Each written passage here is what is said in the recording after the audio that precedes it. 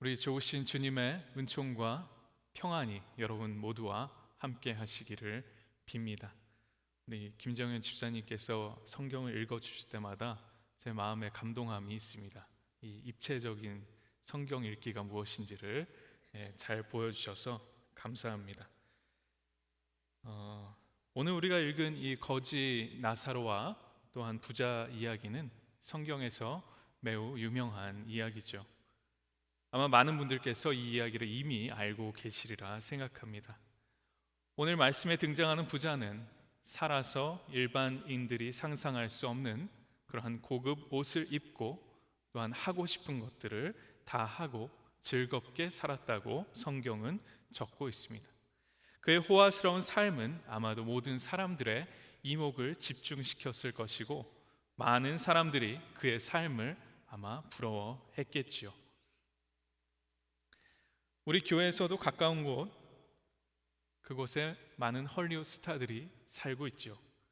그들의 일상이 SNS와 또 특히 인스타그램을 통해서 이렇게 생중계될 때 그것을 보며 많은 사람들은 그들의 호화스러운 삶을 부러워합니다. 고급스럽고 예쁜 것들로 가득 차 있는 그들의 SNS를 보다 보면 금세 제 삶의 남루한 모습과 비교하고 있는 제 자신을 발견하게 되더군요. 많은 사람들이 그들의 멋지고 화려한 삶을 그렇게 부러워합니다. 그들의 일거수일투족이 이야기거리가 되고 또한 관심의 대상이 되죠. 아마 오늘 말씀에 등장하는 이 부자의 삶은 오늘날의 헐리우드 스타들의 삶과 비슷하지 않았을까 생각합니다. 그는 살아생전에 인생을 화려하게 즐기며 살았습니다. 나사로는 거지였습니다. 그는 부자의 대문 앞에서 살았죠. 다시 말하자면 홈리스였던 것이죠. 그에게는 돌아갈 집이 없었습니다. 그의 몸은 성한 데가 없이 아팠고 적절한 치료도 기대할 수가 없었습니다. 나사로는 그 부자의 집에서 나오는 쓰레기를 뒤져서 먹을 것을 구했습니다. 나사로는 사는 동안 아마 많은 고난을 받았으리라 생각합니다. 비참하고 도움받을 곳도 없는, 희망이 없는, 빠져나갈 구멍이 보이지 않는 그러한 어려운 상황 속에서 살았으리라 생각합니다. 죽는 날까지 그의 삶에는 극적인 반전이 일어나지 않고 여전히 배고프고 아프고 치료도 받지 못하며 머리 뉘을 곳 없는 상태로 지냈습니다. 그의 삶에는 마지막 날까지 어떠한 희망도 보이지 않는 것 같습니다. 아까 우리 장로님께서 기도하셨듯이 우리 교회 주변에도 홈리스들이 많이 있죠. 다른 주와 비교했을 때 캘리포니아에서는 날씨가 좋아서 그런지 특별히 많은 홈리스들이 있습니다. 특히 LA에 있는 스키드로우는 홈리스들의 집결지로 유명하죠. 아마 여러분도 잘 아시겠지만 길에 쭉 늘어선 텐트촌을 볼 수가 있습니다. 홈리스들은 LA 시 당국의 걱정거리이기도 합니다. 로컬 정부 차원에서 홈리스를 위해서 구제를 벌이고 있는 다양한 프로그램들이 있지만 여전히 LA의 홈리스 중 쉘터 없이 거리에서 노숙하는 숫자는 3만 7천 명에 이른다고 합니다.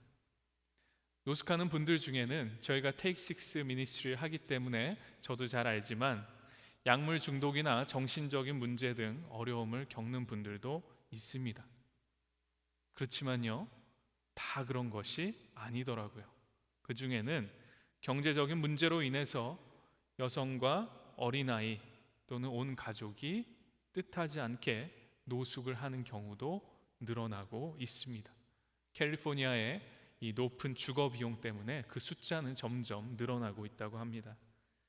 우리 교회에서 Take Six라는 이름으로 목요일마다 복음을 전하고 식사도 대접하는 그러한 프로그램을 운영하고 있지요. 우리가 할 수 있는 것은 천만다양한 일입니다.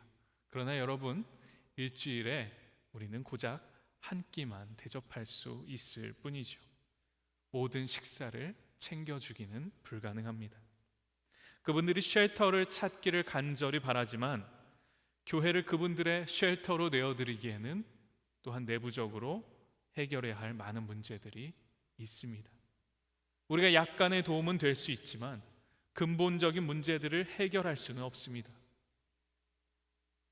오늘 말씀으로 다시 돌아와 보죠. 아마 부자도 마찬가지가 아니었을까요?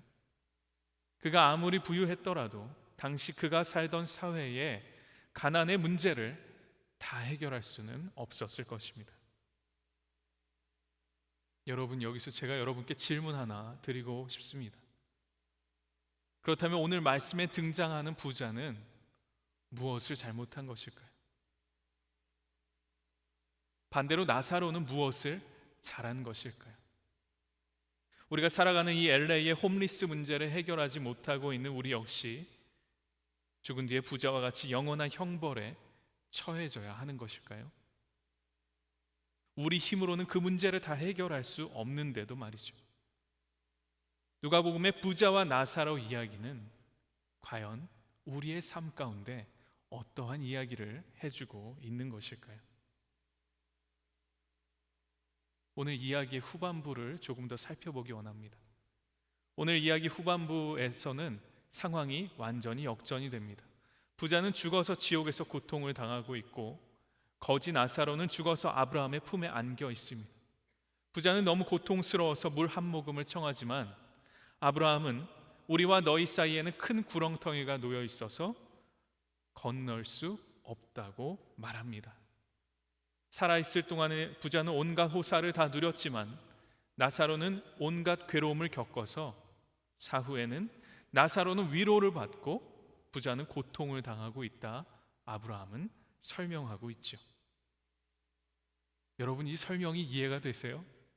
여러분께서는 이 설명을 어떻게 이해하세요?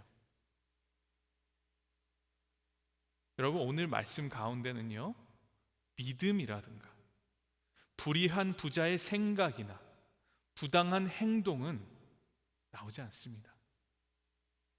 또는 나사로가 지극히 자신의 삶이 어렵고 힘든 중에도 불구하고 믿음을 끝까지 지키면서 선한 일을 했다던가 믿음의 어떤 결과를 보인 것도 없지요.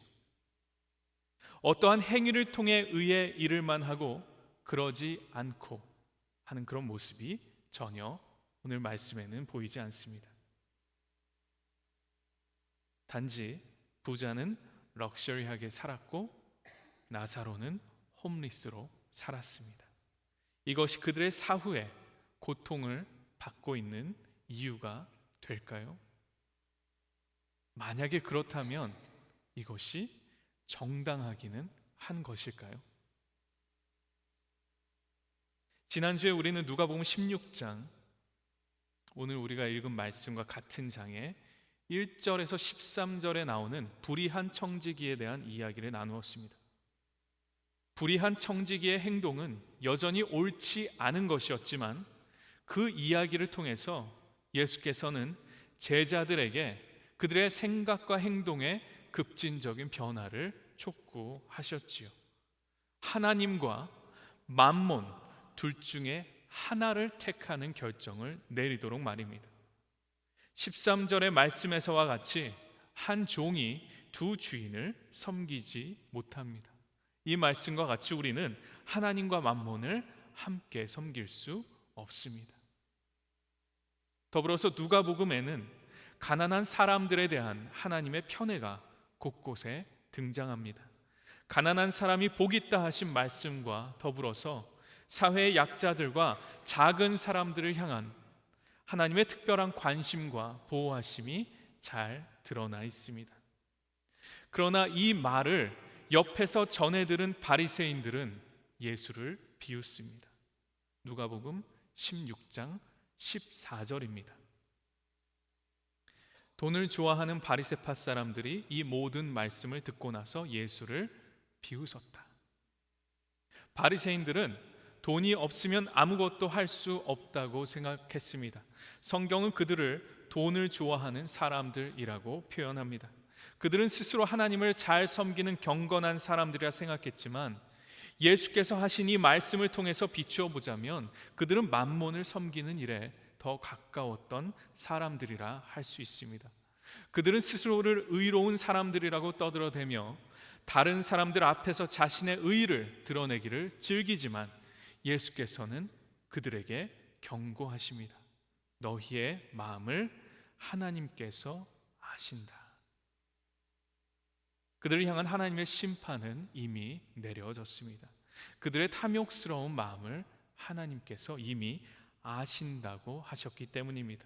그리고 예수께서는 그들에게 말씀하셨습니다. 사람들이 높이 평가하는 그러한 것은 하나님이 보시기에 혐오스러운 것이다. 예수께서 바리새인들에게 지적하는 것은 단지 돈을 사랑하는 마음만이 아님을 우리는 이 말씀을 통해서 볼 수 있습니다. 그들이 하나님 앞에서 스스로 겸손하여져서 죄인임을 깨닫고 그것을 고백하는 것이 아니라 오히려 사람들 앞에서 위대한 사람이 되기를 원하고 자신의 의를 자랑하기를 즐기며 자신이 얼마나 잘난 사람인지를 자랑하려는 그 욕심에 결정적인 문제가 있습니다. 하나님 앞에 겸손하지 않고 자신의 명예를 드높이고 사람들이 높이 평가하는 일을 하고 그런 사람이 되기 위해서 노력하는 것은 하나님 보시기에 혐오스러운 일이라 합니다. 여기서 혐오스럽다는 표현은요, 부데르그마라는 그리스어를 사용하는데 이것은 역겨운 것, 가증스러운 것을 의미합니다. 그리고 또 많은 경우에 이 단어는 우상 숭배를 의미하죠. 그렇기 때문에 자신의 명성을 드높이려 노력하고 사람들 앞에서 자신을 드러내려 애를 쓰는 일은 우상 숭배와 다름이 아님을 예수께서는 지적하고 있는 것입니다. 오늘 부자와 나사로의 이야기는 바로 이러한 바리새인들과 같은 마음을 가진 사람들을 향한 예수님의 경고의 메시지이자 가던 길을 돌이켜 다시 돌아오라는 초대의 메시지이기도 합니다. 부자는 돈을 사랑하고 하나님을 두려워하지 않았습니다. 모세의 율법과 예언서들에는 분명하게 사회의 가난한 사람들, 도움이 필요한 사람들을 어떻게 대해야 하는지가 의무지워져 있습니다. 출애굽기 22장 21절 이하는 이렇게 말씀하고 있습니다. 너희는 너희에게 몸부쳐 사는 나그네를 학대하거나 억압해서는 안 된다. 너희도 이집트 땅에서 몸부쳐 살던 나그네였다. 너희는 과부나 고아를 괴롭히면 안 된다. 너희가 너희 가운데서 가난하게 사는 나의 백성에게 돈을 구워 주었으면 너희는 그에게 빚쟁이처럼 재촉해서도 안 되고 이자를 받아서도 안 된다. 너희가 정녕 너희 이웃에게서 겉옷을 담보로 잡거든 해가 지기 전에 그에게 돌려 주어야 한다. 그가 덮을 것이라고는 오직 그것뿐이다. 몸을 가릴 것이라고는 그것밖에 없는데 그가 무엇을 덮고 자겠느냐? 그가 나에게 부르짖으면 자애로운 나는 들어주지 않을 수 없다. 또한 아모스 선지자의 입을 통해서 전하신 말씀은 이렇습니다. 아모스서 2장의 말씀입니다. 나 주가 선고한다. 이스라엘이 지은 서너 가지 죄를 내가 용서하지 않겠다. 그들이 돈을 받고 의로운 사람을 팔고 신 한 켤레 값에 빈민을 팔았기 때문이다. 그들은 힘없는 사람들의 머리를 흙먼지 속에 쳐넣어서 짓밟고 힘 약한 사람들의 길을 굽게 하였다. 부자의 집 문 앞에 아무도 돌보지 않고 버려진 채로 지내던 나사로에게 하나님의 백성으로서의 의무를 다하지 않았던 그 부자의 삶을, 그 태도를 오늘 말씀은 지적하고 있습니다. 그의 마음에는 하나님을 향한 사랑과 신뢰와 경외가 아닌 자신의 지위와 재산과 사람들의 환호가 가득했습니다. 그가 하나님의 말씀을 통해서 산 것이 아니라 자신의 명예와 돈을 사랑하는 맘모니즘을 신앙하며 산 것입니다. 오늘 말씀은 이것을 우상숭배라 우리에게 말합니다. 나사로는 험난하고 힘겨운 삶을 땅에서 살았습니다. 그는 홈리스였고 그의 삶은 사회의 가장 밑바닥에 놓여 있었습니다. 그의 삶의 가치는 존중받지 못했습니다. 그러나 가난한 사람은 복이 있다, 천국이 너희 것임이라 하신 예수 그리스도의 약속이 나사로의 삶을 통해 이루어졌음을 우리는 봅니다. 여러분, 나사로는 이 시대를 살아가는 우리 그리스도인들 모두를 대표하는 사람이라 할 수 있습니다. 우리의 삶이 어려움과 아픔과 고난으로 가득하고 우리의 삶의 풍족함과 여유와 향락보다는 앞날을 향한 걱정과 불안감으로 점철되어 있다 하더라도 내가 세상 끝날까지 너희와 함께 하겠다는 예수 그리스도의 그 말씀을 믿고 오늘을 살아내는 여러분이 되시기를 바랍니다. 우리가 지난주에 나눈 말씀과 같이 우리가 가진 모든 것을 나누며 살아가더라도, 그래서 가난한 사람 중에 하나가 된다 하더라도 두려워하지 않을 것은 가난한 사람은 천국을 약속받았기 때문입니다. 여러분, 눈앞에 어려움에 굴하지 말고 자신의 명예를 위해서 살지 말고 돈을 주인으로 섬기며 살지 말고 여러분의 삶을 통해 하나님께 영광을 돌리며 사시기를 바랍니다. 여러분의 삶은 부활하신 그분을 믿는 그 믿음에서 비롯된 것임을 잊지 마십시오. 죽은 사람들 가운데서 살아나신 예수 그리스도를 믿는 믿음, 이 세상의 삶이 끝이 아니며 우리는 영원한 하나님의 나라를 향한 여정 한가운데 있다는 사실을 여러분 깨달으시기 바랍니다. 부자의 형제들은 그들에게 이미 보냄을 받은 모세와 예언자들이 전한 음성에 둔감해졌습니다. 그들의 마음은 돌처럼 굳어 있었고 그들은 하나님이 아닌 만몬을 섬기던 사람들이라 하나님의 말씀이 그들의 마음 안에 파고들지 못했습니다. 하나님께 드리는 예배가, 드리는 찬송이, 하나님의 말씀이 늘 여러분 마음 가운데 민감한 울림이 되기를 기도합니다. 하나님의 음성을 들으시는 여러분이 되기를 바랍니다. 여러분에게 주어진 말씀에 여러분 마음을 열고 하나님의 은혜를 체험하며 변화해 가시기를 바랍니다. 오늘 우리가 읽은 것처럼 주님의 말씀은 이미 우리의 삶에, 여러분의 삶 가운데 주어져 있습니다. 부활하신 그분이 여러분을 새롭게 하실 것임을 여러분 믿고 하나님께서 여러분에게 하실 일들을 기대하며 소망하고 희망하시기를 예수 그리스도의 이름으로 축원합니다. 이 시간 우리 조용한 마음을 가지고 오늘 말씀을 생각하며 기도하도록 하겠습니다.